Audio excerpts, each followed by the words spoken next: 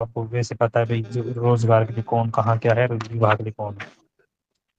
आगे पढ़ेंगे मानव एक विकास। क्वेश्चन ये बता, ये क्या ग्रामीण क्षेत्र या ग्रामीण प्रवाह या जो ग्रामीण क्षेत्र है वो प्रवास को प्रभावित करता है क्या? ग्रामीण क्षेत्र प्रवास को प्रभावित करता है नहीं करता है? हम्म। प्रभावित तो करता ही होगा। प्रवास तो कोई सा भी हो सकता है आने जाने के लिए, कोई स्थिति अलग भी हो सकती है, तो वो स्थिति है किसी ग्रामीण में क्या कंडीशन है वो।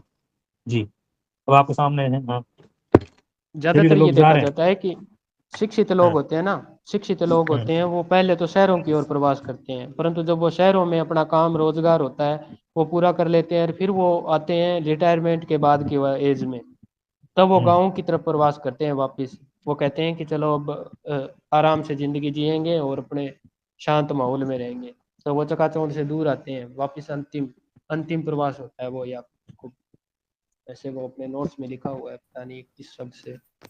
नगरों से अच्छा। गांव वाला। हाँ, नगरों से गांव की तरफ जो प्रवास होता है ना, गांव से गांव की तरफ तो होता ही है, ज्यादातर स्त्रियों का होता है। और पीछा जो डायग्राम दिया था उसमें सबसे ज्यादा, चार वाले में, उसमें सबसे ज्यादा महिलाओं का ही प्रवास था जो निवास के स्थान में। आरिफ सर, ये थोड़ा सा बताना है एक जी सर। चीज, अंतरराज्य और अंतरराज्य। हाँ, मैं बता देता हूँ। एक तो होता है अंतर्राज्यीय और एक होता है अंतर्राज्यीय। हम्म। अंतर्राज्यीय होता है कि मतलब एक ही राज्य के अंतर्गत, मतलब सब राजस्थान के अंदर। और एक होता है हम्म। अंतर्राज्यीय, मतलब एक राज्य से दूसरे राज्य, भारत की बात कर रहे हैं हम्म। बस इस सही है। तरीके से। जबकि भारत नहीं, भारत अंतर्राष्ट्रीय, क्योंकि हाँ अंतर्राष्ट्रीय की अंतर्राष्ट्रीय तो मतलब पता है, ही, हाँ वो वो तो तो हाँ हाँ दूस ठीक है। ये शब्द है ना अंतरराज्य, इसका मतलब है अभी एक राज्य से दूसरे राज्य में। हम्म। और अंतरराज्य का मतलब होता है एक जिले से दूसरे जिले में, परंतु है उसी जिले में। आप हम्म। जयपुर से आप कोटा चले गए तो कोई बड़ी बात नहीं है, वो किसके अंतर्गत आएगा, वो अंतरराज्य में आएगा। हम्म। इसमें देखो अंतरराज्य में देखेंगे ना, तो आप महिलाओं का जो प्रतिशत है ना ग्रामीण से ग्रामीण, उसमें ज्यादा उठा हुआ है वो डायग्राम। हम्म। और पुरुषों का निम्नतम है चारों ही में। परंतु हम्म। देखोगे वहां पे कि जो अंतरराज्य है ना उसमें जो ग्रामीण से ग्रामीण है ना वो महिलाओं का ज्यादा है, क्योंकि कई बार क्या होता है कि हरियाणा से पंजाब, पंजाब से हरियाणा, हरियाणा से राजस्थान, राजस्थान से हरियाणा, ये जो विवाह की जो परंपरा है ना गांव से गांव वाली, ये भी यहाँ प्रभावित करती है। अगर हरियाणा की कोई लड़की राजस्थान में आती है शादी के बाद में, तो वहाँ के लिंगानुपात को भी वो प्रभावित कर देती है। और एक जो सामाजिक कारक के रूप में हमने देखा था कि सामाजिक कारक भी होते हैं, कि सामाजिक रूप से जैसे एक बिहार के कुछ व्यक्ति हैं, 5-10 लोग हैं, वो पंजाब या हरियाणा की तरफ आए हैं। अगर उनको जहाँ पर वो अपने काम के लिए आए हैं अगर उन्हें अच्छा माहौल मिला है तो वो अच्छे शिक्षा ग्रहण करेंगे। अगर वहाँ का सामाजिक माहौल उनको बुरा मिला है, नशा और नशेखोरी वाला तो मिला है, तो उससे क्या वो दुर्व्यसनों में फंस सकते हैं। तो ऐसा तो नहीं है वो 1-2 दिन के लिए आते हैं, तो वो कम से कम 5-7 साल है वो वहीं पे काम करते हैं, खेती से संबंधित है या फिर जो भी है। तो ये सामाजिक कारक में भी एक उभर कर एक दुष्परिणाम भी है इसका। नेक्स्ट टॉपिक है मानव विकास। 60 वर्ष पूर्व रेखा का जन्म उत्तराखंड में एक छोटे से परिवार किसान में हुआ था। उसके भाई स्कूल जाते थे और वह घर के कामकाज में अपनी माँ का हाथ भी बटाती थी। उसने किसी प्रकार की शिक्षा ग्रहण नहीं की। विवाह के दौरान के बाद जब वह विधवा हुई तो उसके बाद में ससुराल पर निर्भर हो गई। वो वह आर्थिक दृष्टि से आत्मनिर्भर नहीं हो पाई और उसे अपेक्षा झेलनी पड़ी। उसके भाई ने दिल्ली की और उसके प्रवास में सहायता भी की थी। उसके पहली बार बस और रेलगाड़ी की यात्रा की और उसने दिल्ली जैसे विशाल नगर को भी देखा था पहली बार। कुछ दिनों के बाद उसी नगर ने जैसे उसने जिसने अपनी इमारतों, सड़कों, उन्नति के अवसरों और सुविधाओं तथा सुख सुविधाओं द्वारा उन्हें आकर्षित भी किया, उस नगर ने उसको उसका मोह भंग कर दिया। पहले जिस अवसर की तलाश में आई थी वो देखेगी कि यहाँ बड़ी इमारतें, बड़ी सड़कें, बड़ी बड़ी बिल्डिंगें हैं, तो उसके कई दिनों के बाद में उसका मोह भंग हो गया। नगर को अच्छी प्रकार से देखने और समझने के बाद में यह विरोधाभास को समझने लगी कि झुग्गी और गंदी बस्तियों जैसे गुच्छ, ट्रैफिक जाम, भीड़, अपराध, निर्धनता, ट्रैफिक लाइटें और छोटे छोटे बच्चों की भीख मांगना, फुटपाथ पर लोगों का सोना, प्रदूषित जल और वायु विकास के द्वारा का दूसरा चेहरा उजागर करते हैं। यह सोचा करती थी कि क्या विकास और अल्प विकास में सहज अस्तित्व पाया जाता है। क्या विकास जनसंख्या के कुछ खंडों को अन्य खंडों की अपेक्षा अधिक सहायता प्रदान करता है? क्या विकास संपन्न और विपन्न देशों में पाया जाता है? तो आइए इन विरोधाभासों का परीक्षण करें और परिघटनाओं को समझने का प्रयत्न करें। इस कहानी में उल्लिखित हमारे समय में कई विरोधाभास में से विकास सर्वाधिक महत्वपूर्ण है। अल्प अवधि में कुछ प्रदेशों में व्यक्तियों के लिए किया गया विकास बड़े पैमाने पर पारिस्थितिकी निम्नीकरण के साथ उसके लोगों के लिए गरीबी कुपोषण लाता है। क्या विकास पक्षपाती है? वर्ग पक्षपाती है क्या विकास? प्रत्यक्ष रूप से ऐसा माना जाता है कि विकास स्वतंत्रता विकास क्या है? विकास स्वतंत्रता है जिसका संबंध प्रायः किससे है? आधुनिकीकरण, अवकाश, सुविधा और समृद्धि से जुड़ा हुआ है। वर्तमान संदर्भ में कंप्यूटरीकृत औद्योगिकरण, सूक्ष्म परिवहन और संचार जाल, वृहद शिक्षा प्रणाली, उन्नत और आधुनिक चिकित्सा सुविधाएं, व्यक्तिगत सुरक्षा इत्यादि को विकास का प्रतीक माना जाता है कि जहां जहां पर संचार जाल, शिक्षा, आधुनिक शिक्षा, चिकित्सा होगी तो वहां पर क्या है? विकास का प्रतीक माना जाता है। ये प्रत्येक व्यक्ति, समुदाय एवं सरकार अपने निष्पादन तथा विकास स्तर को अन्य वस्तुओं की उपलब्धता एवं गम्यता के संदर्भ में मापते हैं, किंतु यह विकास का आंशिक और एक तरफा दृश्य ही हो सकता है। इसे प्राय विकास का पश्चिम तथा यूरोप केंद्रित विचार कहा जा सकता है। भारत जैसे उत्तर उपनिवेशवादी यानी कि उपनिवेश के बाद में जो पनपा है, उत्तर उपनिवेशवादी देश के लिए उपनिवेशवाद सीमांतीकरण, सामाजिक भेदभाव और प्रादेशिक असमानता इत्यादि विकास का दूसरा चेहरा भी दर्शाते हैं। इस प्रकार भारत के लिए विकास अवसरों के साथ साथ इसके साथ है अवसरों के साथ साथ उपेक्षाओं और वंचनाओं का मिला जुला थैला है। विकास किसका थैला है? विकास अवसरों के साथ साथ उपेक्षाओं और वंचनाओं का मिला जुला थैला है, जहां पर कुछ चीजें होगी और कुछ नहीं भी होगी। तो कुछ चीजें ज्यादा होगी, जैसे शिक्षा है, स्वास्थ्य है, संचार सुविधाएं ज्यादा होगी, परंतु वहां पर गंदी बस्तियां, मलिन बस्तियां, भीख मांगते हुए बच्चे और ये ज्यादा होंगी। तो मिला जुला इसका थैला है। यहाँ महानगरीय केंद्रों और अन्य विकसित अंतर्वेशों, एनक्लेव जैसे कुछ क्षेत्र हैं जहाँ जनसंख्या के एक छोटे खंड इसका जनसंख्या के एक छोटे खंड को आधुनिक सुविधाएं भी उपलब्ध है। दूसरे छोर पर विशाल ग्रामीण क्षेत्र, नगरीय क्षेत्र जहाँ गंदी बस्तियां हैं, जिसमें पेयजल, शिक्षा, स्वास्थ्य जैसी आधारभूत सुविधाएं और अवसंरचना इसकी अधिकांश जनसंख्या के लिए उपलब्धि भी नहीं है। हमारे समाज के विभिन्न वर्गों के बीच में विकास के अवसरों का वितरण देखा जाए तो स्थिति गौर अधिक चिंताजनक प्रतीत होती है और अधिक चिंताजनक प्रतीत होती है। यह एक सुस्थापित तथ्य है कि अनुसूचित जातियों, अनुसूचित जनजातियों, भूमिहीन मजदूरों, गरीब किसानों और गंदी बस्तियों में बड़ी संख्या में रहने वाले लोगों आदि का बड़ा समूह सर्वाधिक हाशिए पर है। स्त्री जनसंख्या का बड़ा खंड इन सब में से सबसे ज्यादा कष्ट भोगी है। यह भी समान रूप से सत्य है कि वर्षों से हो रहे विकास के बाद भी सीमांत वर्गों में अधिकांश की अपेक्षा अधिकांश की सापेक्षिक के साथ साथ निरपेक्ष दशाएं भी बदतर हुई है। परिणाम स्वरूप बड़ी संख्या में लोग पतित, निर्धनता, पूर्ण और अमानवीय दशाओं के जीने को विवश हैं। ये यानी कि उनको जीना पड़ रहा है वैसा माहौल, जीना नहीं चाहते फिर भी वो उसी माहौल में जीना जीना पड़ रहा है उनको। विकास का एक अन्य अंतर है संबंधित पक्ष भी है अंतर संबंधित पक्ष भी है जिसका निम्नतर मानवीय दशाओं से सीधा संबंध है। इसका संबंध पर्यावरणीय प्रदूषण से है, जो कि पारिस्थितिक संकट का कारक भी है। मृदा, वायु, जल, ध्वनि प्रदूषण न केवल हमारे साझा संसाधनों की त्रासदी का कारण बने हैं। साझा यानी कि प्रकृति में पाया जाने वाला हर एक तत्व मनुष्य के लिए, सभी के लिए साझा है, परंतु कोई व्यक्ति उसका तो नुकसान नहीं पहुंचा रहा है, परंतु एक फैक्ट्री है, एक मिल मालिक है, वो उसको बहुत ज्यादा नुकसान पहुंचा रहा है। तो ये कह रहा है कि केवल हमारे साझा संसाधनों की त्रासदी है, इस कारण त्रासदी का कारण भी बने, अपितु हमारे समाज के अस्तित्व के लिए भी खतरा बन गए हैं। परिणाम स्वरूप निर्धनों में सामर्थ्य के गिरावट के लिए 3 अंतर संबंधित प्रक्रियाएं कार्यरत है। अंडरलाइन करना इनको 3 को।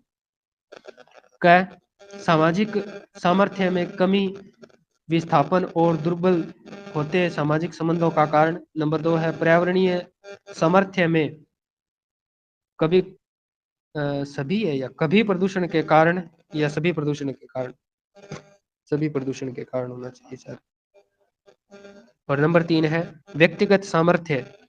पहला तो है सामाजिक सामर्थ्य, दूसरा है पर्यावरणीय सामर्थ्य, तीसरा है व्यक्तिगत सामर्थ्य में बढ़ती बीमारियों और दुर्घटनाओं के कारण अंततः उनके जीवन की गुणवत्ता और मानव विकास में इसका प्रतिकूल प्रभाव पड़ा है। उपयुक्त अनुभवों के आधार पर यह कहा जा सकता है कि वर्तमान विकास सामाजिक अन्याय, प्रादेशिक असंतुलन और पर्यावरणीय निम्नीकरण के मुद्दों पर स्वयं को जोड़ नहीं पाया है। उसके विपरीत उसे व्यापक रूप से सामाजिक वितरण न्यायों, जीवन की गुणवत्ता और मानव विकास में गिरावट, पारिस्थितिकी संकट और सामाजिक अशांति का कारण भी माना जा रहा है। क्या विकास इन संकटों की उत्पत्ति, प्रबलन और स्थितीकरण करता है क्या? यानी कि क्या विकास है इन संकटों की, जो संकट ऊपर बताए हैं, सामाजिक, पर्यावरणीय और व्यक्तिगत जो संकट जिस प्रकार से उभर कर आए हैं, तो क्या विकास इन संकटों की उत्पत्ति, प्रबलन और स्थिरीकरण करता है क्या? इस प्रकार यह सोचा गया है कि मानव विकास के मुद्दे को, किस मुद्दे को? मानव विकास के मुद्दे को, ह्यूमन डेवलपमेंट के मुद्दे को विकास की प्रचलित पश्चिमी धारणा, जो पश्चिमी देशों में यूज की गई है, विकास की प्रचलित पश्चिमी धारणा जो कि मानव विकास, प्रादेशिक विषमता और पर्यावरणीय संकट सहित सभी रोगों का उपचार मानती है। क्या है इसका मतलब? किस चीज का उपचार कह रहे हैं कि मानव विकास, प्रादेशिक विषमता और पर्यावरणीय संकट, इन सभी का उपचार है पश्चिमी विचारधारा या पश्चिमी धारणा उपचार मानती है के विपरीत अलग से उठाया जाए। पहले भी अनेक बार विकास को विवेचनात्मक ढंग से देखने के लिए सम्मिलित प्रयास किए गए हैं, किंतु इस दिशा में सर्वाधिक व्यवस्थित प्रयास, अंडरलाइन करना इसको, सर्वाधिक व्यवस्थित जो हुआ था 1990 में, महबूबुल हक वाला वो ही था, आएगा शायद। संयुक्त राष्ट्र विकास कार्यक्रम यूएनडीपी द्वारा प्रथम मानव विकास रिपोर्ट के प्रकाशन से है। तब से यह संस्था, कौन सी? यूएनडीपी, प्रतिवर्ष, अंडरलाइन करना, प्रतिवर्ष को, प्रतिवर्ष रिपोर्ट आती है इसकी, प्रतिवर्ष विश्व मानव विकास रिपोर्ट को प्रकाशित करती आ रही है। पहला प्रकाशन कब हुआ था? तो 1990 में, 1990 से अब तक आ रहा है। यह रिपोर्ट न केवल मानव विकास को परिभाषित करती है, बल्कि उसके सूचकों, क्या क्या सूचक हैं, सूचकों में संशोधन और परिवर्तन भी लाती है, अपितु परिकल्पित स्कोरों के आधार पर विश्व के अनेक देशों का कोटिक्रम भी बनवाती है। ये 1993 की मानव विकास रिपोर्ट के अनुसार, अंडरलाइन करना, सारी विकास रिपोर्टों में पहला जो 1990 के बाद में 1993 में, यानी कि 3 साल बाद में जो आई थी 1993 की मानव विकास रिपोर्ट के अनुसार, क्या कहा है इसने? प्रगामी लोकतंत्रीकरण, प्रगामी लोकतंत्रीकरण और बढ़ता लोक सशक्तिकरण मानव विकास की न्यूनतम दशाएं हैं। प्रगामी लोकतंत्रीकरण और बढ़ता लोक सशक्तिकरण मानव विकास की न्यूनतम दशाएं हैं।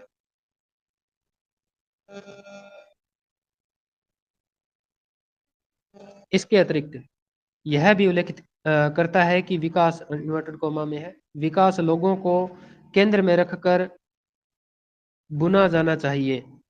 किसको? विकास लोगों को केंद्र में रखकर बुना जाना चाहिए, न कि विकास को लोगों के बीच में रखकर, जैसा कि पहले होता था। थोड़ा सा पीछे पढ़ लेते हैं इससे संबंधित।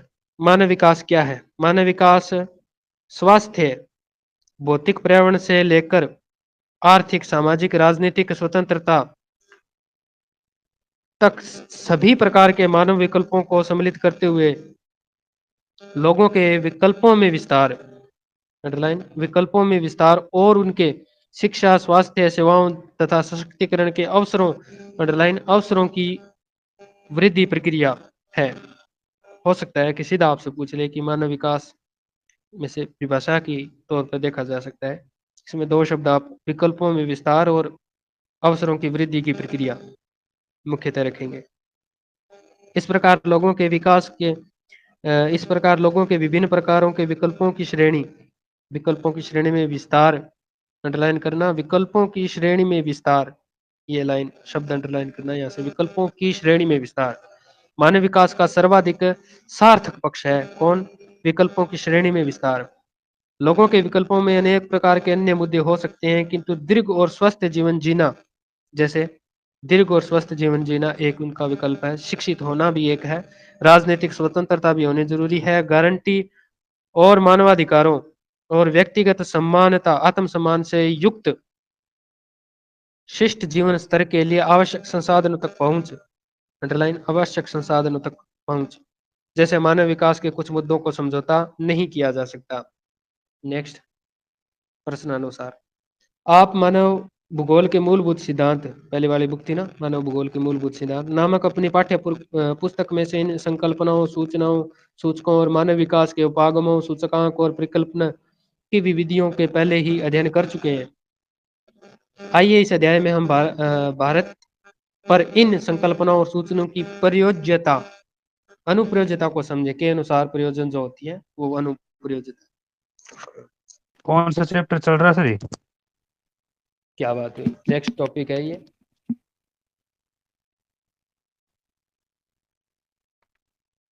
पता ही नहीं चला किसी को। मानव विकास वाला। नेक्स्ट टॉपिक शुरू हो गया है ये। अब पढ़ेंगे हम भारत में मानव विकास। आरिफ सर सर जी। आगे के लाइन पे, हम्म। ठीक है। भारत में मानव विकास, अब मैं क्या देखो चला गया था बीच में, मुझे नहीं पता। हाँ। भारत में मानव विकास, पेज नंबर है 25 पर। भारत में मानव विकास 120 हाँ, हो करोड़ गया से तो अधिक 120 करोड़ से अधिक जनसंख्या, वर्तमान में तो वैसे 121 करोड़ के लगभग, पर इसने बड़े बड़े आंकड़े के रूप में 121 करोड़ माना है। 120 करोड़ से भी अधिक जनसंख्या के साथ भारत मानव विकास सूचकांक के संदर्भ में विश्व के कितने देश, 189 देशों में से 130 की कोटि पर है। 134 नहीं है क्या?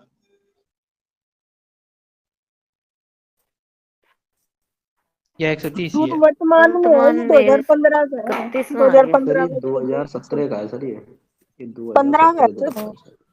नहीं नहीं, ये यूएनडीपी 2017 की रिपोर्ट है, 30 वाला। ये जो हम पढ़ रहे हैं ना, 189 देश हैं, देशों में 130 कोटि के क्रम पर है भारत है, तो वो यूएनडीपी रिपोर्ट 2017 है ये। ठीक है ठीक है। एचडीआई ह्यूमन नीचे डेवलपमेंट 2018 लिख रहा है वो। नहीं, मेरे वाले में तो दो, आप वाले चार में नहीं। सर मेरे में तो 15 लिख रहा है, हो सकता है कुछ सालों तक एक ही क्रम पे रहा हो। हम्म। चलो देखते हैं इसमें। कहता है कि वर्तमान में एचडीआई में 131वां स्थान नहीं हो गया क्या सर? 34 है भाई वर्तमान में। 34वां है। वर्तमान में एचडीआई 134 में स्थान है। संयुक्त मूल्य इसका है, नहीं मैं जो आंकड़े पढ़ रहा हूँ, क्या आपकी बुक में वही आंकड़े हैं या अलग है? वही है सर। ठीक है। इसमें संयुक्त मूल्य है 0.640।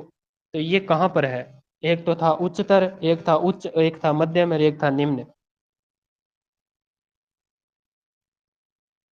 सर मध्य।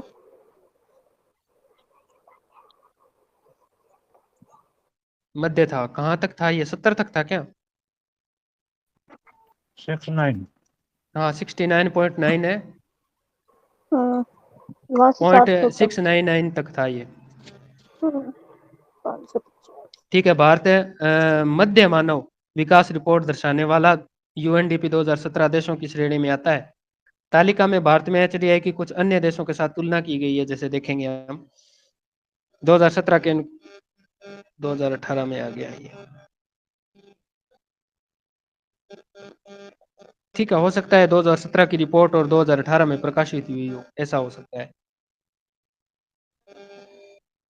ना? ऐसे ही होगा शायद मेरे हिसाब से। इसमें है 1 नंबर पर तो है नॉर्वे, ये देश सर्वाधिक उच्च अवस्था पर बना हुआ है, ये उच्च स्तर में है, 953 है इसका आंकड़ा और 1 पर है। और उसके बाद में जर्मनी 5 पर है। संयुक्त राज्य अमेरिका जो विकसित राष्ट्र है 13 नंबर पे है। यूनाइटेड किंगडम, रूसी संघ, मलेशिया, श्रीलंका, अंडरलाइन करना श्रीलंका से भारत के पड़ोसी देश है। श्रीलंका 76 नंबर पे है। और चाइना कहाँ पर है? चाइना 86 नंबर पे है। उसके बाद में है इंडोनेशिया 116 पे है। और दक्षिण अफ्रीका, भारत 130 पे है। बांग्लादेश इससे नीचे है भारत से 608। देखो हमने बताया था पहले कि मानव विकास रिपोर्ट में जो आंकड़े होते हैं वो 0 से लेकर 1 के बीच में होते हैं, ये इनके आंकड़े जो इनकी रैंक जारी होती है।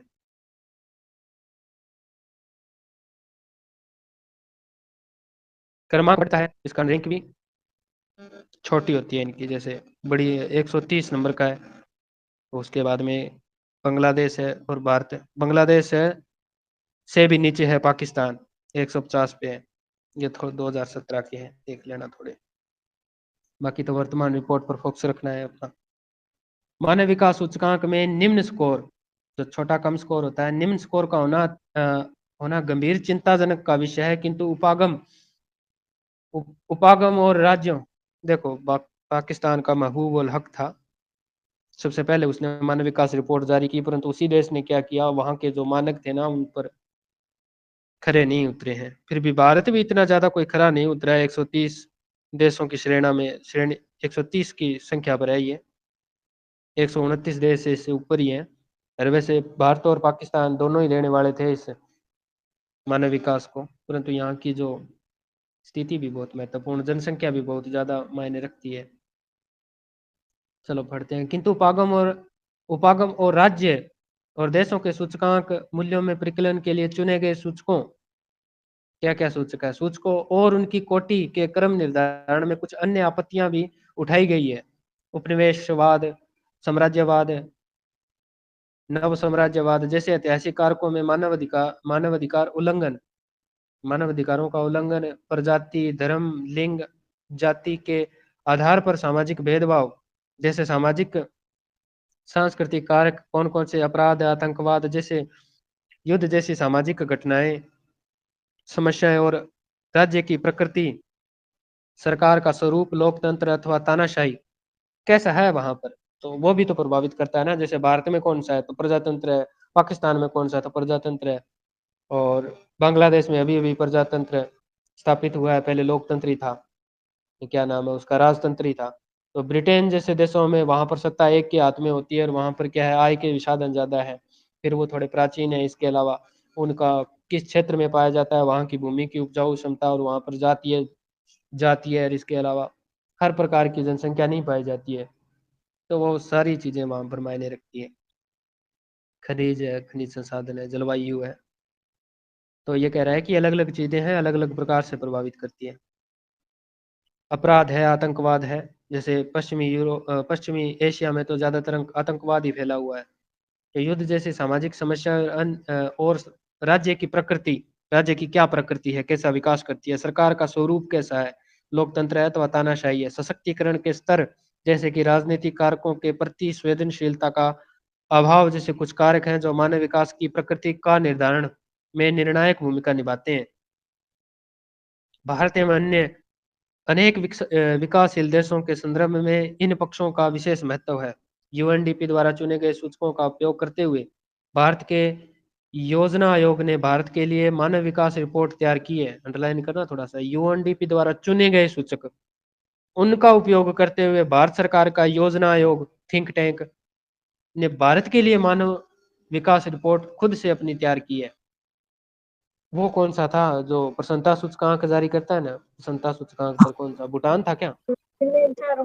अच्छा 1% था तो भूटान भूटान हाँ भूटान था। इसमें राज्यों और केंद्र शासित प्रदेशों को विश्लेषण में कई रूपों के में प्रयोग किया गया है। तदंतर जिलों के विश्लेषण की इन इकाइयों को मानते हुए प्रत्येक राज्य सरकार ने भी मानव विकास रिपोर्ट को तैयार करने आरंभ कर दिए। यानी कि पहले भारत ने यूएनडीपी के सूचकों पर एक रिपोर्ट तैयार की, फिर राज्यों को भी कहा भी आप अपनी अपनी रूप से रिपोर्ट है वो तैयार करना आरंभ कर दिया। यद्यपि भारत के योजना आयोग, कोई पूछ लिया आपसे ऑप्शन में आए कि भारत में मानव विकास की रिपोर्ट कौन जारी करता है, तो कौन आंकड़े तैयार करता है, तो योजना आयोग उससे संबंधित काम करता है। क्या भारत के योजना आयोग ने अंतिम मानव विकास सूचकांक का परिकलन जिसके बारे में आप पहले ही अपनी पुस्तक मानव भूगोल के मूल सिद्धांत में पढ़ चुके हैं। उक्त 3 सूचकों के आधार पर किया है। कितने सूचकों के आधार पर? 3 सूचकों के आधार पर। यद्यपि इस रिपोर्ट में आर्थिक उपलब्धि, सामाजिक सशक्तिकरण, सामाजिक वितरण न्याय, अभिगम्यता, स्वास्थ्य, राज्य द्वारा चलाए गए विभिन्न कल्याणकारी उपाय जैसे सूचकों की भी चर्चा की गई है। कुछ महत्वपूर्ण सूचकों की निम्नलिखित पृष्ठों में विवेचना की गई है जो आप पढ़ोगे। पहला 1 नंबर है आर्थिक उपलब्धियों का सूचक। आर्थिक उपलब्धियों का सूचक। समृद्ध संसाधन, समृद्ध संसाधन आधार और इन साधनों तक सभी, विशेष रूप से निर्धन, पद दलित और हाशिए पर छोड़े गए लोगों की पहुंच उत्पादकता, कल्याण और मानव विकास की कुंजी है। ये ऊपर का जो सारा सिस्टम है ना, ये मानव विकास की कुंजी है। सकल राष्ट्रीय उत्पाद, जीडीपी है शायद, सकल राष्ट्रीय उत्पाद ग्रोस नेशनल प्रोडक्ट। इसकी प्रति व्यक्ति उपलब्धता को किसी देश के संसाधन आधार अक्षय निधि का माप माना जाता है। थोड़ा सा मुझे इसमें और पढ़ना पड़ेगा, दोबारा से पढ़ता हूं मैं इसको। समृद्धि संसाधन का आधार है। समृद्धि संसाधन आधार इन संसाधनों तक सभी, विशेष रूप से निर्धन, यानी कि हाँ सही है, ये जो संसाधनों की बात कर रहे हैं ना, ये सारे संसाधन कौन से हैं? आर्थिक उपलब्धि वाले संसाधन है, जिसमें किसका? निर्धन, पद दलित और हाशिए पर छोड़े गए सभी लोगों की पहुंच, उत्पादकता, प्रोडक्टिविटी और कल्याण और मानव विकास की जो पूंजी है। सकल राष्ट्रीय उत्पाद और प्रति व्यक्ति उपलब्धता को किसी देश के संसाधन आधार अक्षय निधि का माप माना जाता है। क्वेश्चन बन के भी यहीं से उत्तर आ सकता है। बताओ कि किसी देश के संसाधन या अक्षय निधि का माप किसे माना जाता है? तो ये है सकल राष्ट्रीय उत्पाद और प्रति व्यक्ति उपलब्धता। आर्थिक उपलब्धि और लोगों की भलाई, आर्थिक विकास, रोजगार के अवसर तथा परिसंपत्तियों तक पहुंच पर निर्भर करती है कि वहां पर कैसे उसका विकास हुआ है। विगत वर्षों में भारत में प्रति व्यक्ति आय, विगत वर्षों में भारत में जो प्रति व्यक्ति आय है ना, प्रति व्यक्ति आय और उपभोग व्यय में वृद्धि हुई है। कोई व्यक्ति है कितना उपभोग कर रहा है, 10 किलो चावल खरीदता है तो वो वर्तमान में 10 किलो चावल और 1 किलो घी को भी खरीद रहा है। तो वो उसकी क्या है कि प्रति व्यक्ति उपभोग का जो व्यय है ना, उस व्यय में वृद्धि हुई है, जिसके कारण गरीबी रेखा से नीचे रहने वाली जनसंख्या के अनुपात में लगातार क्या आई है? गिरावट आई है। लोगों की परचेजिंग पावर बढ़ी है। वर्ष 2011-12 में गरीबी रेखा से नीचे रहने वाले लोगों का प्रतिशत ग्रामीण क्षेत्र में, अंडरलाइन, ग्रामीण क्षेत्रों में 25.27% था और वहीं यह शहरी क्षेत्रों में 13.7% था। बीपीएल की बात कर रहा है, बिलो पॉवर्टी लाइन, गरीबी रेखा से जो नीचे रेखा होती है ना, उसको कहते हैं बीपीएल, बिलो पॉवर्टी लाइन। एक होता है एपीएल, अबोव पॉवर्टी लाइन, जो गरीबी रेखा से ऊपर है वो एपीएल के राशन कार्ड जारी होते हैं उनके। फिर उसके बाद में कहता है कि यह गरीबी रेखा पूरे देश में 21.9% पर थी। पूरे देश में यह 21.9% के रूप में अनुमानित किया गया। कब है? 2011-12 में, जिस वर्ष जनगणना हुई। गरीबी के आंकड़े दर्शाते हैं कि छत्तीसगढ़, मध्य प्रदेश, मणिपुर, ओडिशा तथा दादर एवं नगर हवेली में उनका प्रतिशत है वो 30 से अधिक है। यानी कि प्रत्येक राज्य में, छत्तीसगढ़ में भी 30 से प्लस, मध्य प्रदेश में भी 30 से प्लस, मणिपुर में भी 30 से प्लस, ओडिशा में और दादर नगर हवेली, यहाँ पर जो गरीबी रेखा के आंकड़े हैं ना, वो 30% से प्रतिशत से ज्यादा है। उसके बाद में गरीबी रेखा से नीचे की जा रही है जनसंख्या है वो गरीबी रेखा से नीचे जा रही है। गुजरात, हरियाणा, जम्मू कश्मीर, महाराष्ट्र, मेघालय, नागालैंड, राजस्थान, तमिलनाडु, त्रिपुरा, उत्तराखंड, पश्चिम बंगाल, जिनकी जनसंख्या का 10% से 20% जनसंख्या गरीबी रेखा से नीचे है। आंध्र प्रदेश, दिल्ली, गोवा, हिमाचल प्रदेश, केरल, पंजाब, सिक्किम, पुडुचेरी, अंडमान और निकोबार द्वीप में दमन और द्वीप और लक्षद्वीप 10% की गरीबी रेखा से नीचे जीवन यापन करते हैं। यानी कि यहाँ एक तो है 30 से अधिक वाले, एक है 10 से 20 वाले, एक है 10 से नीचे वाले जीवन यापन करती है। नेक्स्ट है कि गरीबी वंचित रहने की अवस्था है। क्या है? गरीबी वंचित रहने की अवस्था है। इन्वर्टेड कॉमा शुरू हुआ है। गरीबी वंचित रहने की अवस्था है। निरपेक्ष रूप से यह व्यक्ति की सतत स्वस्थ और यथोचित उत्पादक जीवन जीने के लिए आवश्यक जरूरतों की संतुष्ट न कर पाने की असमर्थता को प्रतिबिंबित करती है। कौन? गरीबी। किसी भी देश के सकल घरेलू उत्पाद जीडीपी, ग्रोस डोमेस्टिक प्रोडक्ट, उस देश की जीवन की गुणवत्ता को पूरी तरह से प्रतिबिंबित करता है कि उस देश की अगर जीडीपी ज्यादा होगी तो वह वहाँ के जीवन और रहने की जो गुणवत्ता है ना उसको प्रतिबिंबित करती है। पूरी तरह से प्रतिबिंबित नहीं करता है। कुछ अन्य कारक जैसे आवास, सार्वजनिक परिवहन, हवा की गुणवत्ता, पीने योग्य पानी की पहुंच, जीवन स्तर के मानक का निर्धारण करते हैं। बिना रोजगार की आर्थिक वृद्धि और अनियंत्रित बेरोजगार भारत में गरीबी के अधिक होने के महत्वपूर्ण कारकों में से है। क्रियाकलाप है। भारत उन राज्यों की जनसंख्या का उच्चतम अनुपात गरीबी रेखा से नीचे है। किनका उच्चतम है? गरीबी रेखा के नीचे जनसंख्या के प्रतिशत के आधार पर राज्यों का आरोही क्रम व्यवस्थित कीजिए। गरीबी रेखा के नीचे उच्च अनुपात वाले 10 राज्यों का चयन कीजिए। ठीक है भाई। अब देखते हैं 1999 सन 2000 का कोई आंकड़ा है भारत में गरीबी वाला। गरीबी हटाओ इंदिरा गांधी का एक महत्वपूर्ण नारा था। पंचवर्षीय योजना का मुझे पता नहीं है। राज्यवार गरीबी रेखा के नीचे जनसंख्या का प्रतिशत, यानी कि राज्यवार गरीबी रेखा से नीचे यानी कि उस राज्य की कुल जनसंख्या का कितना प्रतिशत जनसंख्या है वो गरीबी रेखा से नीचे रहती है, यानी कि बीपीएल है। जो नीचे रह रही है ना जनसंख्या, वो यहाँ पे प्रतिशत दे रखा है। तो हम देखते हैं यहाँ पर सबसे ज्यादा कहाँ पे है। वैसे तो टोटल देखते हैं तो भारत का है ये आंकड़ा, तो आप इंपॉर्टेंट ही कर दो। 21.92 है, नीचे नीचे दे रखा है भारत का टोटल। अब देखते हैं सर्वाधिक कहाँ पे है। दादर नगर हवेली में 39 है, 36 है मणिपुर छत्तीसगढ़ में, में। झारखंड में है 36-96,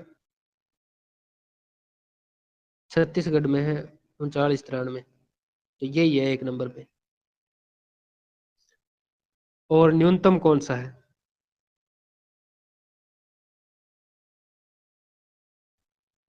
7 है, 8 है, अंडमान 1%। अंडमान निकोबार द्वीप में, इसको छोड़ो आप, राज्यों में काउंट करो।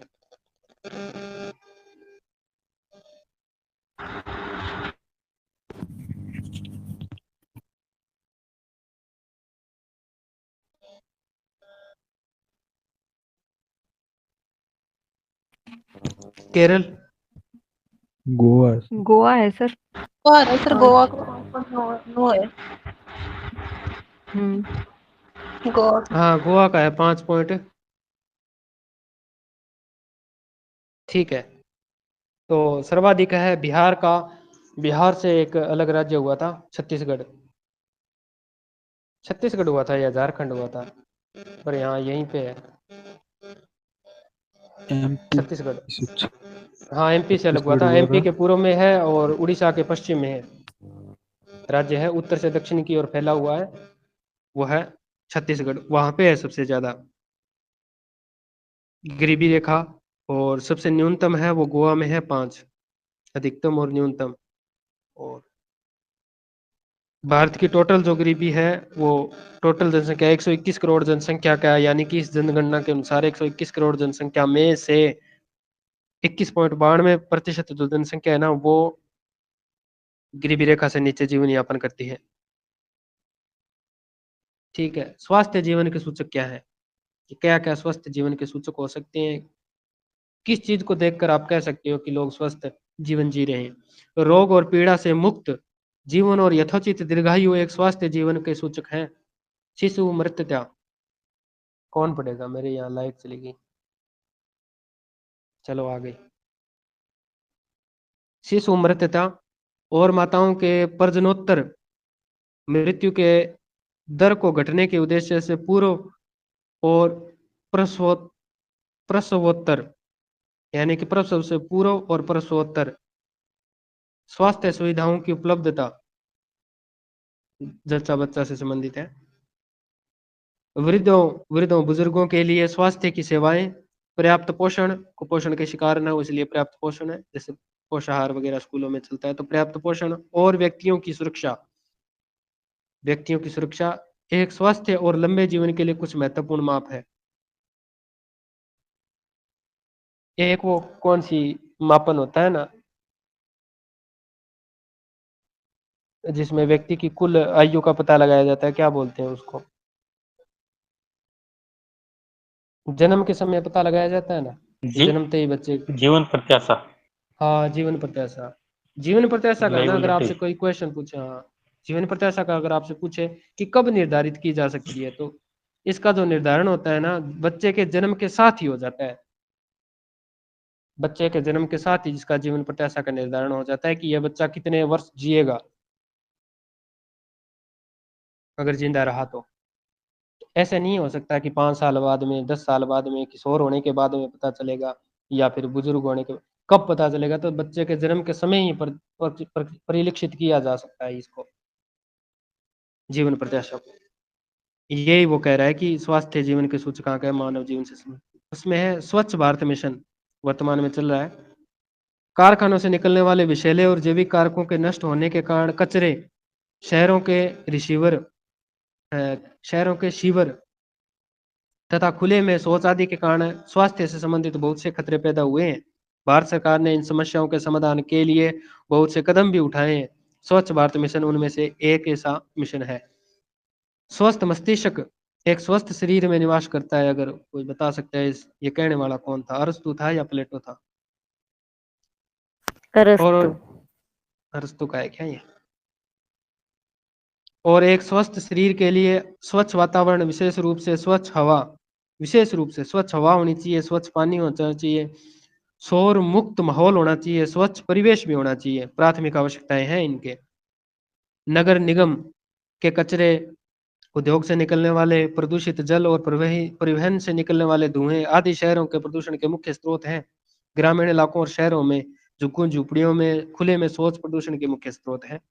भारत सरकार ने देश को प्रदूषण रहित बनाने के विचार से कुछ स्वच्छ भारत मिशन को चलाया था। उसके उद्देश्य निम्न प्रकार से हैं। अगर इनमें से कोई उद्देश्य लाइन टू लाइन आए तो आपको थोड़ा ध्यान रखना है और स्टार लगा दो यहाँ पे, क्योंकि ये जो उद्देश्य है ना स्वच्छ भारत मिशन, ये मिशन न होकर मानव विकास रिपोर्ट में और मानव विकास के उद्देश्यों के लिए बहुत महत्वपूर्ण है।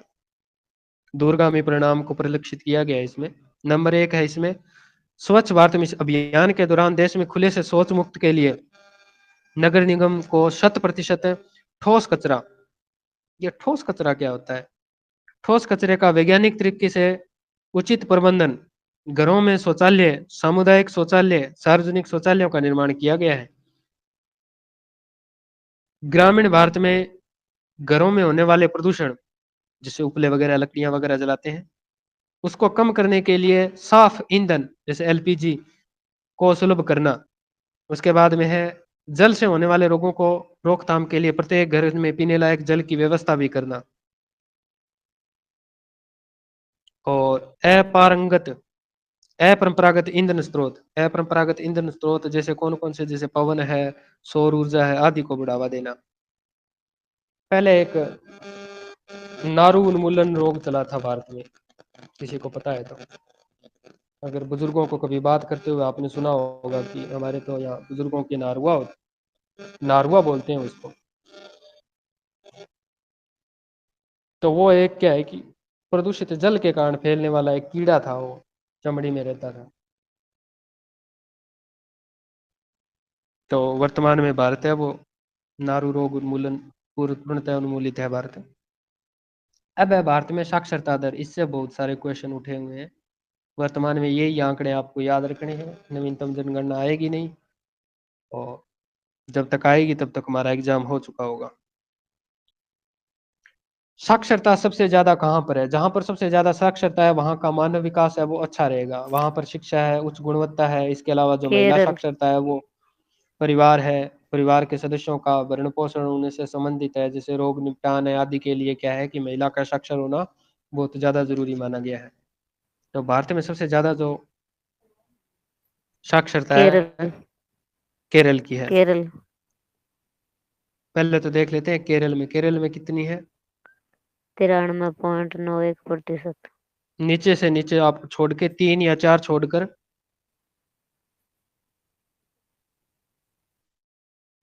93.91 है। और स्त्री की साक्षरता कितनी है? 91.98 है। ठीक है, उसके बाद में राजस्थान की देख लो अब अपने खुद की, कहाँ पर है ये राजस्थान? यह है ऊपर से 5 हाथ छोड़कर नीचे है, उत्तर प्रदेश से ऊपर है 67.6 और 52.66।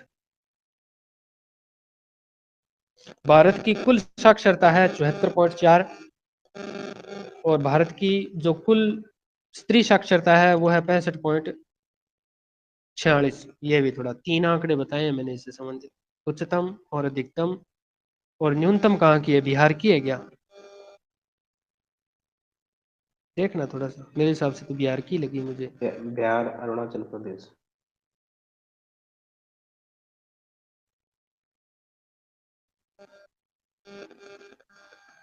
हाँ 63 है। पुरुष साक्षरता है 63.82 और महिला साक्षरता है 53.33। 63 और 53 में 10 का अंतर है। राजस्थान में है 67 और 52। इससे तो अच्छा मतलब महिला साक्षरता में तो राजस्थान से बेहतर है ये बिहार। वैसे तो न्यूनतम है, परंतु वैसे राजस्थान भी कौन सा। ठीक है भाई। राजस्थान में सर फिर बिहार से जनसंख्या भी तो कम है। नहीं, वहाँ जनसंख्या ज्यादा है।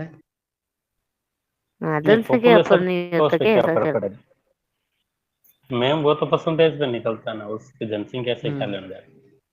नहीं इसमें कई परसेंटेज बार तो ये सर पूछा। फिर महिला और पुरुष वाले उसमें ही निकलते हैं ना, तो जनसंख्या नहीं होती कि क्या, संख्या के आधार पर? मैंने नहीं, अभी ये तो संख्या पूछ रहे हैं या वो परसेंटेज पूछ रहे हैं? ये तो परसेंटेज है सर, कुल जनसंख्या में आज तक साक्षरता का हाँ, वो प्रतिशत। परसेंटेज पर जाता है। हम्म, नहीं ये संतरों का ये कहने का मतलब है कि राजस्थान की कुल जनसंख्या और बिहार की कुल जनसंख्या में भी तो अंतर है। मैंने एक क्वेश्चन पढ़ा था पिछले कुछ दिनों में, मुझे वो उसका परफेक्ट तो याद नहीं है, परंतु इतना था कि भारत के किस राज्य में पुरुष और महिला साक्षरता में सर्वाधिक गैप है। जैसे केरल में कितना है? 93 और 91 है, तो गैप 2 का हो गया। और बिहार में 63 है और 53 है, जिसका मतलब 10 का हो गया। तो राजस्थान में कितना है? 52 है और 67 है, यानी कि 15 का हो गया, लगभग 15 का हो गया।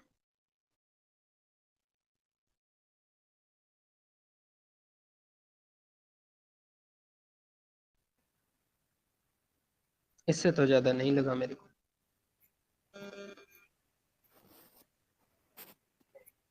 यही लगा राजस्थान वाला।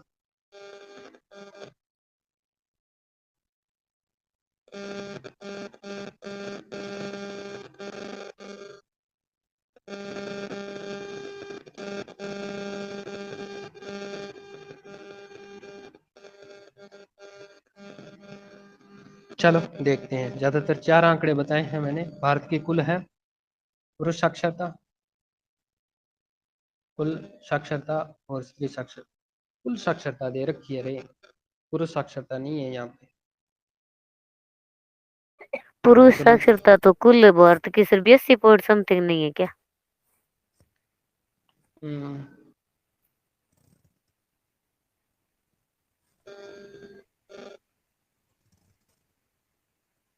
चलो देखते हैं, आगे बढ़ते हैं, करते हैं। बाकी तो अपने नोट्स में ही तो पढ़ना है आपको, जनसंख्या से संबंधित आंकड़े कुछ एक जो इसकी थ्योरी में दिए गए हैं उन पर कुछ बातें करते हैं हम तो। कुछ स्वास्थ्य सूचकों के क्षेत्र में भारत ने सराहनीय कार्य किए हैं। किसमें? स्वास्थ्य सूचकों में कुछ सराहनीय कार्य किए, जैसे मृत्यु दर का 1951 में 25.1% से घटाकर 2015 में 6.5% प्रति हजार पर होना।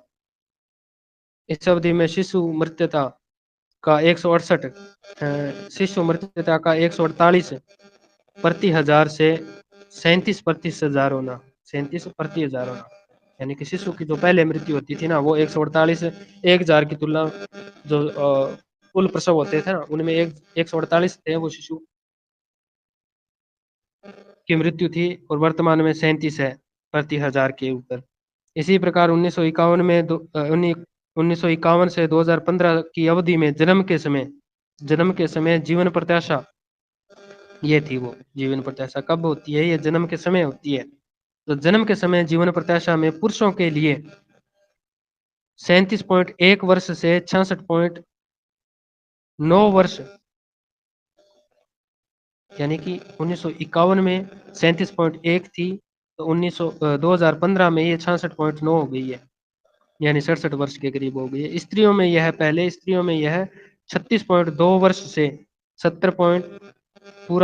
70 वर्ष की वृद्धि करने में भी सफलता मिली, यानी कि महिला ज्यादा जिंदा रहती है पुरुषों से।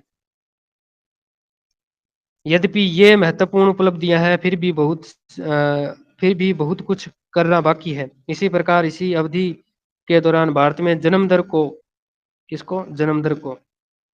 बर्थ रेट को 40.8 से 20.8 तक नीचे लाना है। पहले 40.8 बर्थ रेट थी, अब है 20.8 तक, यानी कि 50% की कमी लाना है। अच्छा कार्य किया है, किंतु यह जन्म दर अभी भी अनेक विकसित देशों की तुलना में काफी ऊंची है। लिंग विशिष्ट और ग्रामीण व नगरीय स्वास्थ्य सूचकांकों के संदर्भ में देखने पर क्या है, ये प्रतीत होता है क्या, ज्ञात होता है? देखने पर क्या लिखा है आगे?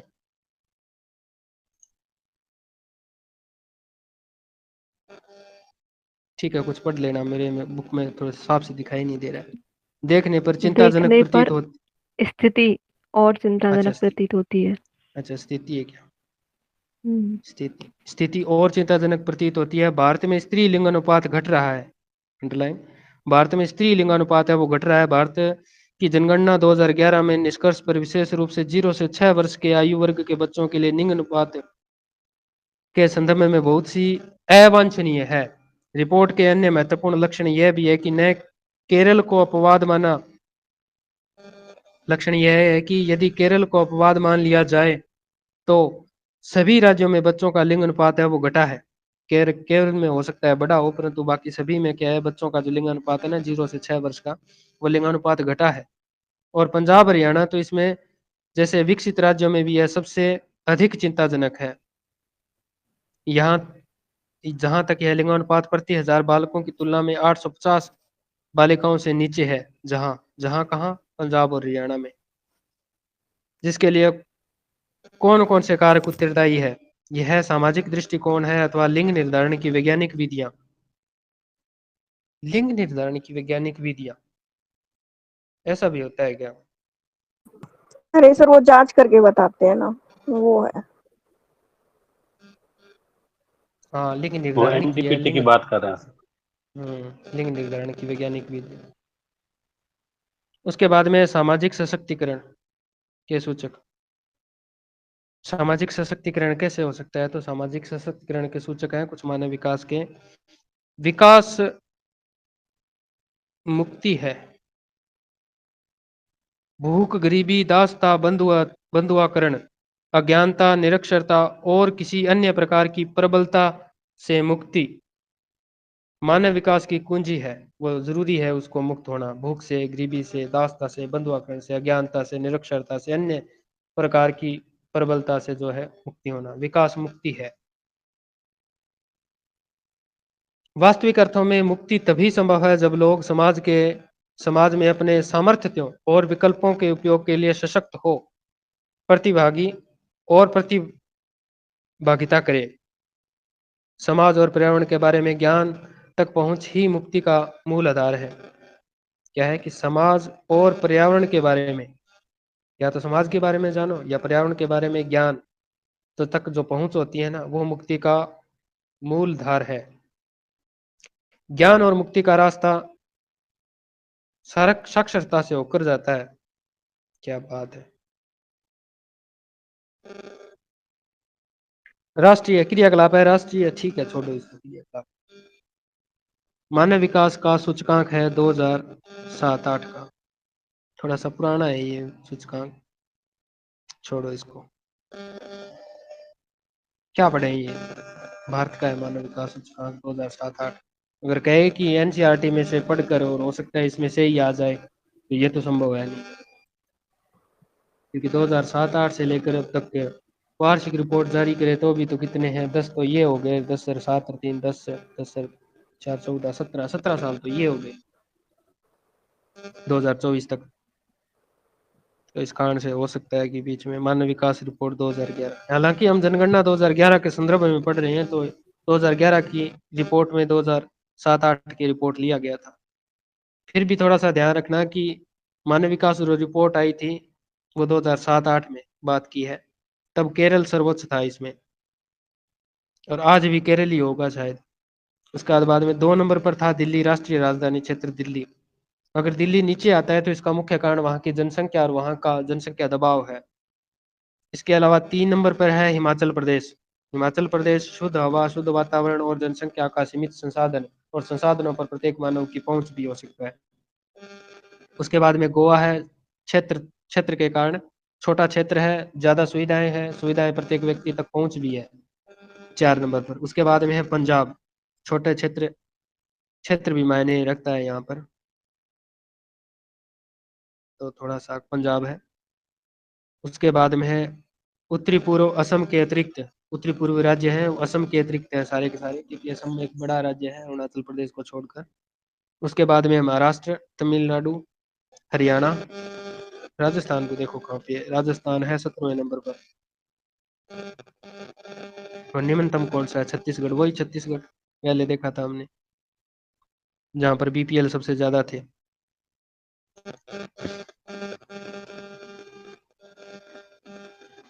ठीक है, कई बार क्या होता है कि शिक्षा जो कुल साक्षरता, पुरुष साक्षरता, महिला साक्षरता, वो सीधा संबंध होता है इसका मानव विकास से, क्योंकि अभी तो इसने कहा है कि ज्ञान और मुक्ति का रास्ता साक्षरता से होकर गुजरता है। तो जहाँ पर साक्षरता ज्यादा होगी तो ऑब्वियसली बात है कि वो राज्य मानव विकास की रिपोर्ट में उच्चतम ही होगा। 1 और 0 के बीच में आंकड़े रहते हैं इसके। ये थोड़ा सा मानव विकास सूचकांक 2007-8 में कोटि क्रम में अलग से है। टोटल कितने हैं इसमें, 23 है, राज्यों की संख्या 23 है इसमें, ये ध्यान रखना थोड़ा सा। क्वेश्चन पूछ ले कि भारतीय योजना आयोग ने राष्ट्रीय मानव विकास रिपोर्ट 2011 के अनुसार टोटल कितने राज्य सम्मिलित थे, तो इसमें तो टोटल 23 ही है। उसके बाद में भारत में साक्षरों का प्रतिशत, किनका, साक्षरों का, जो पढ़ा लिखा है, साक्षरों का प्रतिशत दर्शाती तालिका है ये। कुछ रोचक विशेषताओं को उजागर करती है। कौन कौन से रोचक है कि भारत की कुल साक्षरता लगभग 74.4% है, जबकि स्त्री साक्षरता 65.46% है 2011 के अनुसार। बस 2 आंकड़े तो आपको महत्वपूर्ण रूप से याद ही रहे। बस भारत की कुल साक्षरता है 74.4 और महिला साक्षरता है 65.46 2011। दक्षिणी भारत के अधिकांश राज्यों में कुल साक्षरता और महिला साक्षरता की राष्ट्रीय औसत से ऊंचे हैं। कुल साक्षरता और महिला साक्षरता दोनों ही क्या है, राष्ट्रीय औसत से ऊंचे हैं दक्षिणी भारत के राज्यों में। उसके बाद में भारत के राज्यों में साक्षरता का दर में व्यापक प्रादेशिकरण, असमानता पाई जाती है। जहां जैसे बिहार जैसे राज्य भी है जहां बहुत कम 63.82% साक्षरता है, और केरल जैसे मिजोरम जैसे राज्यों में, केरल और मिजोरम जैसे राज्यों में जैसे राज्य भी है जहां साक्षरता का दर है 93.9 से लेकर 91.58% है।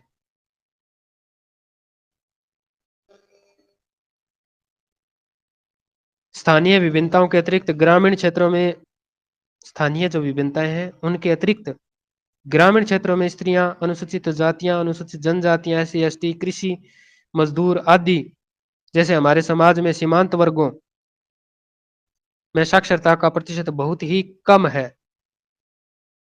यहाँ पर उल्लेखनीय है कि यदि सीमांत वर्गों में साक्षरों का प्रतिशत सुधरा है तो यदि धनी और सीमांत वर्गों की संख्या के बीच का अंतर समय के साथ बढ़ा भी है। सीमांत वर्ग कौन से होते हैं? जैसे गाड़िया लुहार है, सासी है, कंजर है, तो इस प्रकार की जो जनजातियां हैं,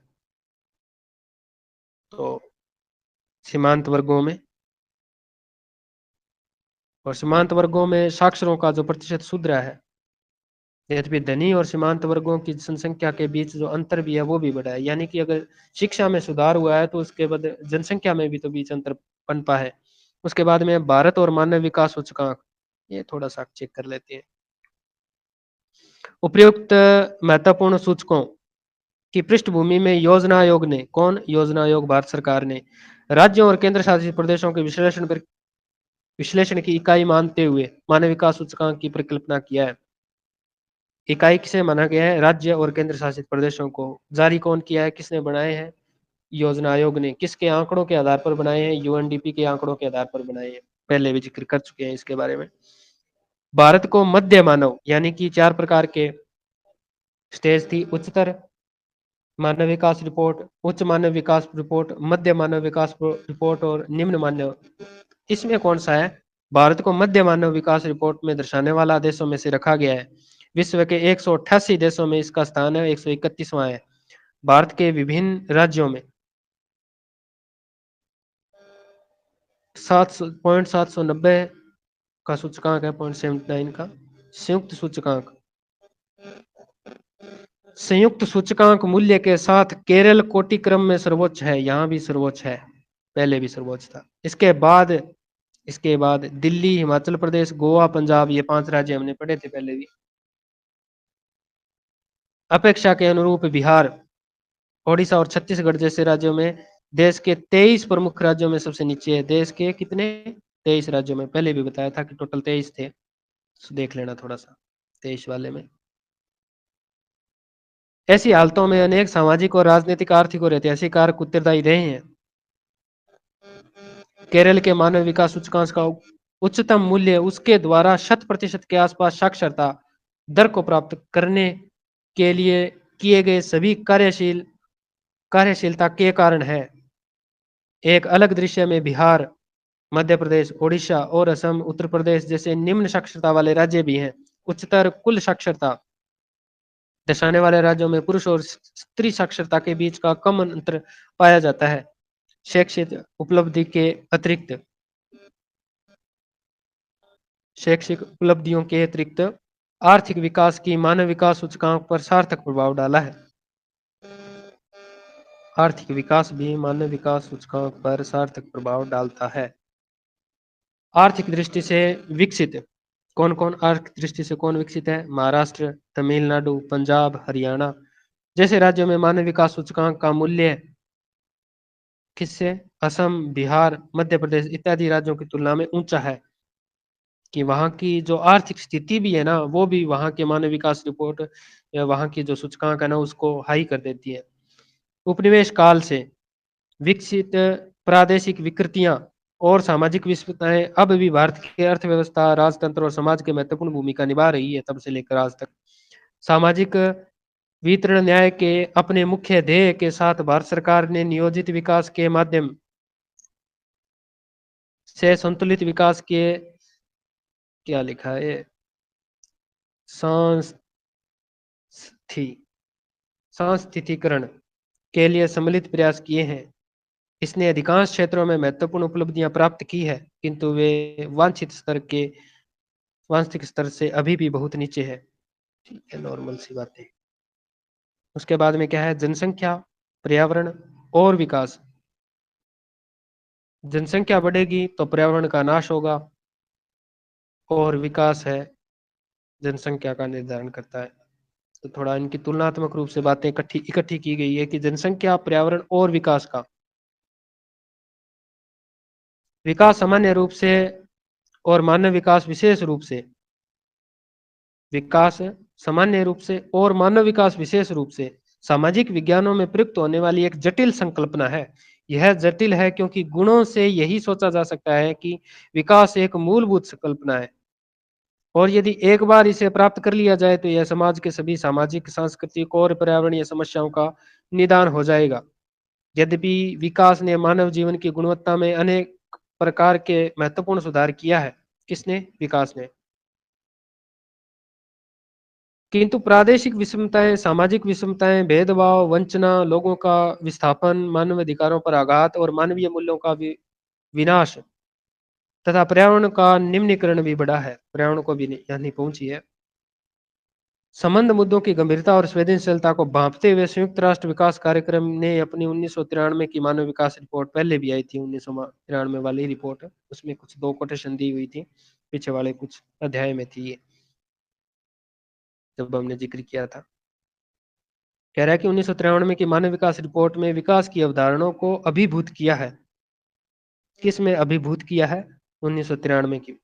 स्पष्ट पक्षपातों और पूर्वाग्रहों को संशोधित करने का प्रयत्न किया है। लोगों की प्रतिभागिता, पार्टिसिपेट, और उनकी सुरक्षा 1993 की मानव विकास रिपोर्ट के मुख्य मुद्दे थे। अंडरलाइन करना है इसको। 1993 की मानव विकास रिपोर्ट के मुख्य मुद्दे क्या थे? कि लोगों की प्रतिभागिता और उनकी सुरक्षा, ये मुद्दे थे। इसमें मानव विकास की न्यूनतम दशाओं के रूप में उत्तरोत्तर लोकतंत्रीकरण और लोगों के बढ़ते सशक्तिकरण पर बल दिया गया था। रिपोर्ट ने शांति और मानव विकास लाने में नागरिक समाजों की बहुत बड़ी सकारात्मक भूमिका को भी स्वीकारा है। नागरिक समाजों को विकसित देशों पर प्रतिरक्षा खर्चे में कटौती, सशस्त्र बलों के अप्रयोजन, प्रतिरक्षा में आधारभूत वस्तुओं और सेवाओं के उत्पादन की ओर संक्रमण और विशेष रूप से निशस्त्रीकरण और नाभिकीय युद्धास्त्रों की संख्या घटाने के लिए जनमत तैयार करने की दिशा में कार्य करना चाहिए। ये मूल्य तो यही कहना चाहता है कि जैसे अगर कोई मानव विकास पर कैसे काम करेगा कोई देश, तभी तो करेगा ना, तब वो अपने हिसाब से स्वतंत्र होगा। अगर कोई देश युद्ध पर, प्रतिरक्षा पर, सेना पर सबसे ज्यादा व्यय कर रहा है तो उसके पास पैसा कहाँ से बचेगा मानव विकास है और मानव के लिए, उनके उत्थान के लिए। तो ये कह रहा है कि वहां पर क्या है, इन कार्यों को उनको घटाने के और जनमत तैयार करने की दिशा में कार्य करना चाहिए। एक नाभिकीय वृत्त, विश्व में शांति और कल्याण 2 प्रमुख वैश्विक चिंताएं हैं। इस उपागम के दूसरे छोर पर नव मालथसवाद आ गया। ये इस उपागम के दूसरे छोर पर नव मालथसवादियों ने, पर्यावरणवादियों ने और अमूलवादियों ने पारिस्थितिकीवादियों द्वारा व्यक्त विचार है। ये उनका विश्वास है कि एक प्रसन्न चित्त एवं शांत सामाजिक जीवन के लिए जनसंख्या और संसाधनों के बीच उचित संतुलन एवं आवश्यक दशा है। इन विचारकों के अनुसार जनसंख्या और संसाधनों के बीच का अंतर 18वीं शताब्दी के बाद बढ़ा है। कौन सी शताब्दी के बाद? 18वीं शताब्दी के बाद जनसंख्या और संसाधनों के बीच का जो अंतर है ना, वो बढ़ गया। कि संसाधन कम हो गए, जनसंख्या बढ़ गई, तो जनसंख्या और संसाधनों के बीच में अंतर बढ़ गया। कब से? 18वीं शताब्दी के बाद में।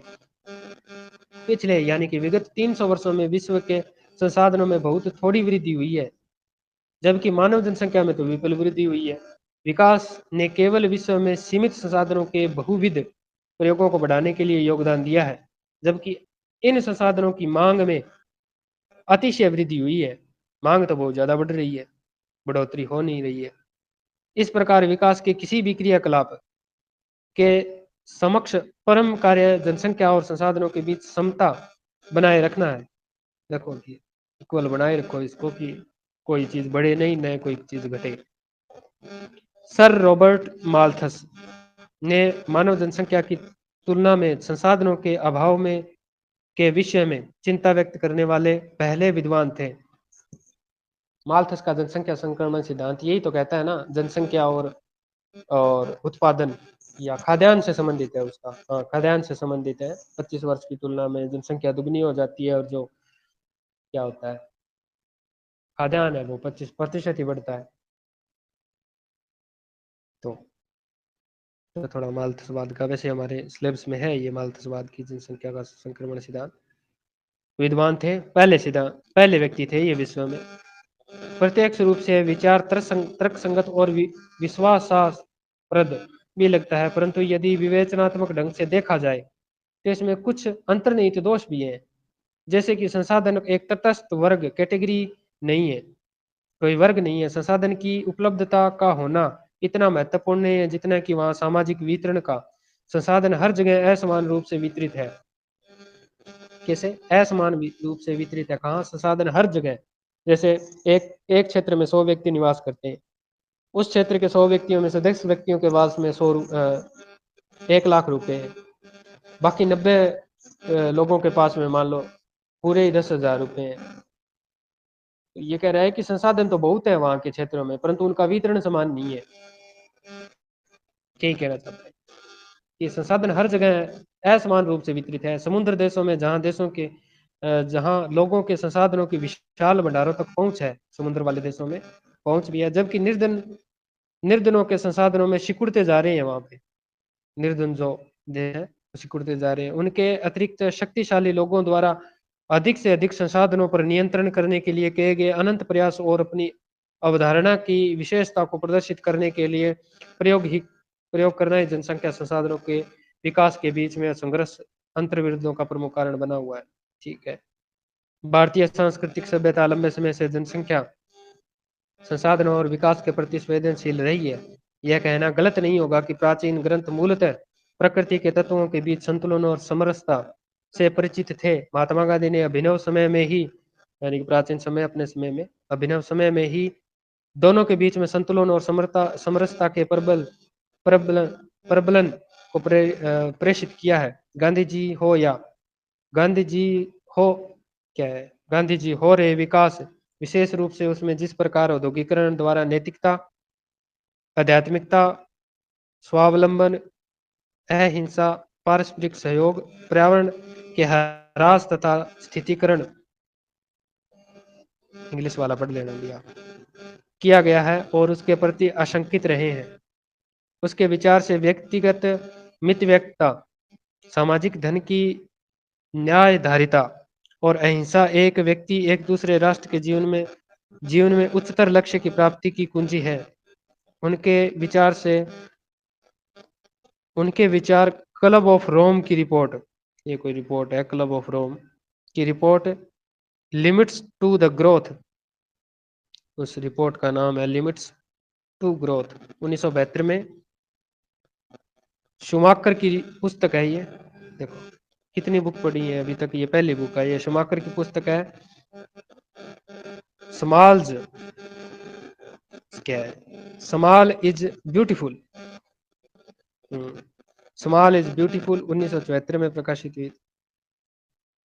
उसके बाद में 1974 की ब्रूडलैंड कमीशन की रिपोर्ट, ये ब्रटलैंड हो सकता है या ब्रूटलैंड, ठीक है। 1974 की ब्रूडलैंड कमीशन की रिपोर्ट आवर कॉमन फ्यूचर, ये ब्रटलैंड ही है, ब्रटलैंड कमीशन की रिपोर्ट है 1974 की, आवर कॉमन फ्यूचर। 1987 के अंत में agenda 21, report of the Rio conference 1993 में प्रतिध्वनित हुए। देख लो भी, थोड़ा सा अलग से लिख लेना इस मैटर को, बाकी ऑब्जेक्टिव बता दो मेरे को सारे के सारे। मानव विकास सूचकांक 2011 के संदर्भ में विश्व के देशों में भारत की निम्नलिखित में से कौन सी कोटि थी 2011 में? सिर्फ 2011 का बताना है आपको, वर्तमान का नहीं बताना है। 134। 134 ऐसा तो कोई नाम आया नहीं हमारे तो। 130 तो पढ़ा था हमने। सर नहीं, 130 का वैसे तो 130 आया था वहाँ तो। हाँ सर, पेज उसमें नंबर 25 पे ऑप्शन था। है। पेज नंबर 25 पे ना। पर इसमें क्वेश्चन नहीं है ना ऑप्शन 130 का।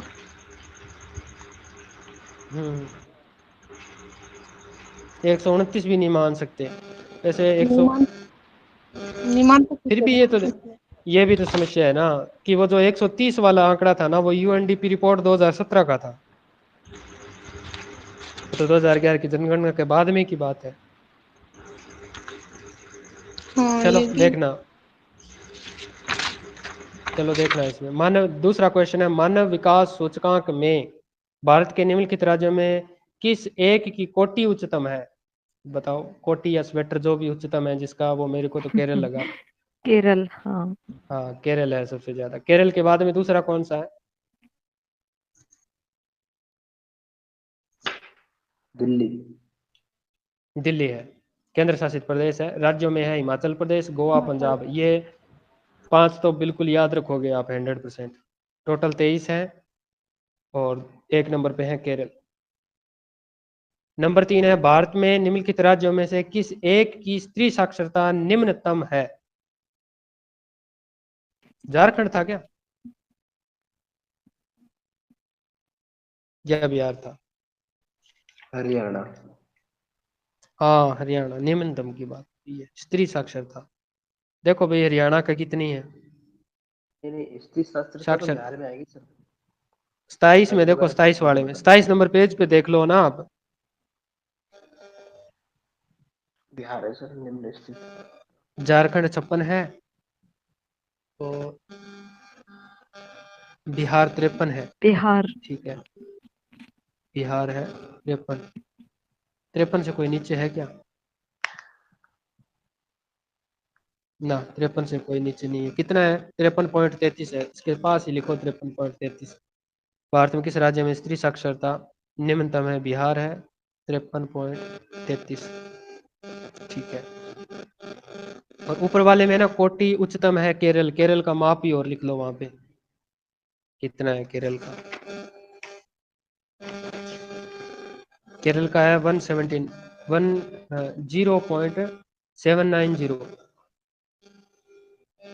0.790 ये इसका कोटि है। उच्चतम में है, उच्चतम में। ठीक है, जो भी है। नंबर 4 क्वेश्चन है, भारत में निम्नलिखित राज्यों में से किस एक में 0 से 6 आयु वर्ग के बच्चों का लिंगानुपात निम्नतम है?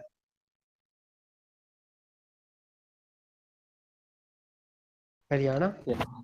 हरियाणा है ये सर। हरियाणा है इसमें सर।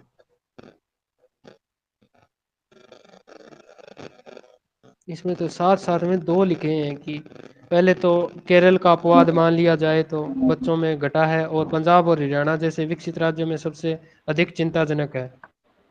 बाकी इसमें नाम नहीं दिया कहाँ का है, बाकी पंजाब और हरियाणा दोनों का ही नाम दिया है। वैसे हरियाणा ही होना चाहिए मेरे हिसाब से, बाकी अब चेक करना पड़ेगा इसमें।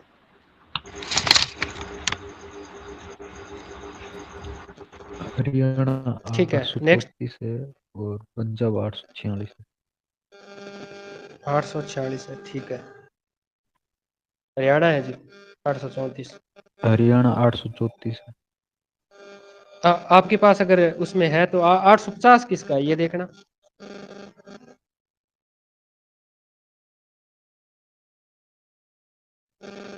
सर अलग से लिखा हुआ था।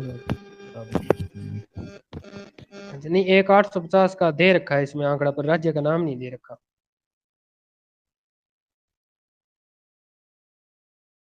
हाँ, ये कह सकता है वो कि 850 से नीचे हैं 2 राज्य, वो है हरियाणा और पंजाब। हाँ, ये तो बात कही है इसने, 850 बालिकाओं से नीचे है।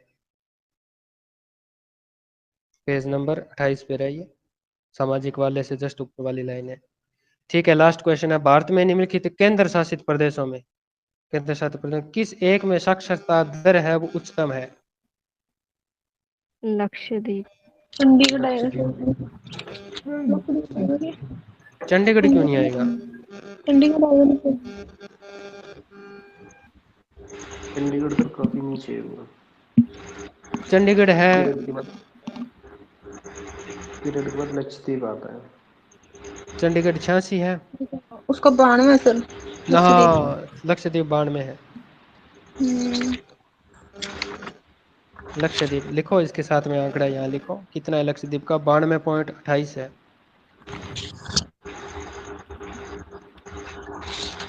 महिला कितनी है? 88.25। 25। धन्यवाद जी सभी का जुड़ने के लिए, बहुत बहुत धन्यवाद। भूरी भूरी ठीक है प्रशंसा आपकी। सबसे पहले तो आपकी देश कारवा को लेके चल रही हो। मेहनत तो सारी आपकी है सर, हम तो सिर्फ सुन रहे थे। आपकी है, आपका बैठे रहते हो तो हम बोल लेते हैं, बाकी तो